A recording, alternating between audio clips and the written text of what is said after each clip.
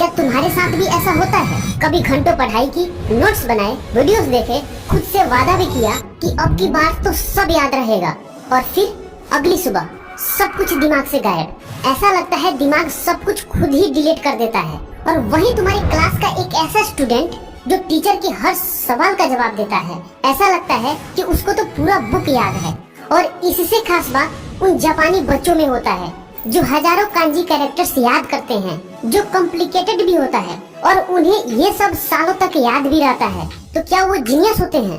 क्या वे दिन रात पढ़ते हैं? नहीं, आपके क्लास का वो स्टूडेंट और जापानी बच्चे कुछ सीक्रेट्स जरूर जानते हैं, स्मार्ट स्ट्रेटेजी को फॉलो करते हैं और बस लंबे समय तक सब याद रहता है। लेकिन अब टेंशन मत लो, क्योंकि इस वीडियो में उस 5 जापानी टेक्निक्स को बताने वाला हूँ जो आपकी याददाश्त, फोकस और सीखने की स्पीड को 10x बढ़ा सकते हैं। तो क्या तैयार हो? अगर हाँ तो I am ready comment box में जरूर लिखो।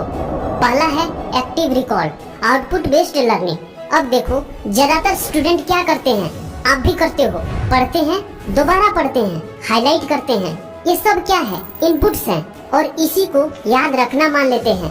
पर दिमाग आउटपुट से मजबूत होता है। जब आप दिमाग से इंफॉर्मेशन को निकालने की कोशिश करते हो, किसी को समझाते हो या खुद से पूछते हो, तब दिमाग की न्यूरल कनेक्शन डीपली जुड़ती है। साइंस कहती है जिन स्टूडेंट ने बार बार खुद का टेस्ट लिया या खुद से सवाल पूछे, उन्होंने 50% ज्यादा इंफॉर्मेशन लंबे समय तक याद रखी उन स्टूडेंट्स के तुलना में जो बस पढ़ते रहे। और इसी टेक्निक को कहा जाता है रिट्रीवल प्रैक्टिस या एक्टिव रिकॉल। ये ब्रेन के लिए एक जिम है। एक्टिव रिकॉल कैसे करोगे? स्टेप 1, किताब को बंद करो। आप जिस भी टॉपिक को पढ़ रहे हो, जब आपको लगता है कि ये टॉपिक मैंने पूरा पढ़ लिया, अब यहाँ उठकर मत चले जाओ, किताब को बंद करो। अब खुद से सवाल पूछो, मैंने अभी क्या सीखा? इस चैप्टर का या इस टॉपिक का मेन 3 बातें क्या थी? अगर इसको मुझे किसी दोस्त को समझाना हो तो इसे कैसे एक्सप्लेन करूँगा? स्टेप 2, अब एक पेपर लो, उस पर पूरा टॉपिक अपने शब्दों में लिखो, जैसे आप खुद को या किसी दूसरों को समझा रहे हो। अब यहाँ बहुत कुछ मिस हुआ होगा। अब किताब को खोलो और मिसिंग पॉइंट को अलग से हाईलाइट करो और फिर दोबारा ऐसा करो। जब किताब बंद करने के बाद वो सारे टॉपिक्स आपको याद हो जाए, आप आसानी से एक्सप्लेन कर पाओ, तो समझो कि मेरी पढ़ाई यहाँ तक कंप्लीट हो गई। और यही है वो पहला टेक्निक जिसकी मदद से आप टीचर के हर सवाल का जवाब दे सकते हो। Number 2, spaced repetition. इमेजिन करो आपने एक पौधा लगाया और लगाते वक्त उसमें एक बार पानी दे दिया। अब सब कुछ उस पौधे के भरोसे छोड़ दिया। अब वो पौधा क्या पेड़ बन जाएगा? नहीं, बिल्कुल नहीं, वो सूख जाएगा, क्योंकि उसे कुछ अंतराल पर लगातार पानी चाहिए, यानी उसे देखभाल करना पड़ेगा। ऐसा ही आपका याददाश्त है। आप जनरली करते क्या हो? कोई चैप्टर या कोई टॉपिक पढ़ा, ठीक है, कुछ चीजें आपने हाईलाइट भी किया और कॉपी में नोट भी कर लिया, और फिर आप नेक्स्ट टॉपिक, नेक्स्ट चैप्टर पर मूव कर गए, और ऐसा आप लगातार करते जाते हो। अब जो पीछे आपने पढ़ा उसे आप कब रिवाइव करते हो? जब उसका कोई टेस्ट होता है या जब एग्जाम नजदीक होता है। और ये रिवाइव आप कुछ महीनों बाद करते हो, और फिर आप बोलते हो कि मुझे चीजें याद नहीं रहती, जो मैं पढ़ता हूँ वो भूल जाता हूँ। मान लो आपका लगाया हुआ पौधा सूख गया, अब उस पर दोबारा पानी डालने से क्या वो हरा हो जाएगा? क्या वो बड़ा हो जाएगा?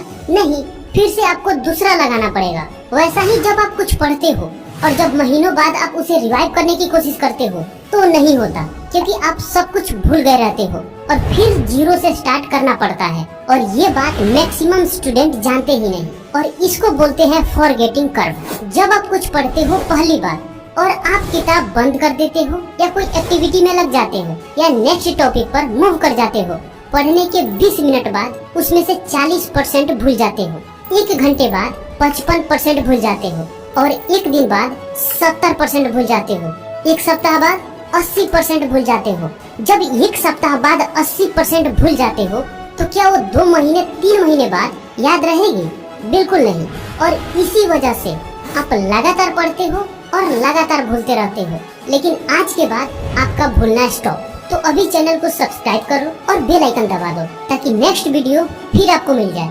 आज के बाद आप अलग तरीके से पढ़ाई करोगे। कमेंट बॉक्स में यस लिखो। आज के बाद स्पेस्ड रेपिटेशन को फॉलो करोगे। इस चार्ट को ध्यान से देखो। आज कोई नया टॉपिक पढ़ा, उसी दिन 20 से 30 मिनट बाद उसे जल्दी से रिव्यू कर लो। 1 दिन बाद एक्टिव रिव्यू करो। खुद से पूछो, मैंने कल क्या सीखा? क्या वो याद है? 3 दिन बाद थोड़ा डीपली रिव्यू करो। 7 दिन बाद खुद का टेस्ट ले लो या किसी को पढ़ा दो। 14 दिन बाद बहुत सारी चीजें तुम्हें याद हो गई रहेगी, कुछ कुछ मिस कर रहे होगे, उसे फिर से दोहरा लो।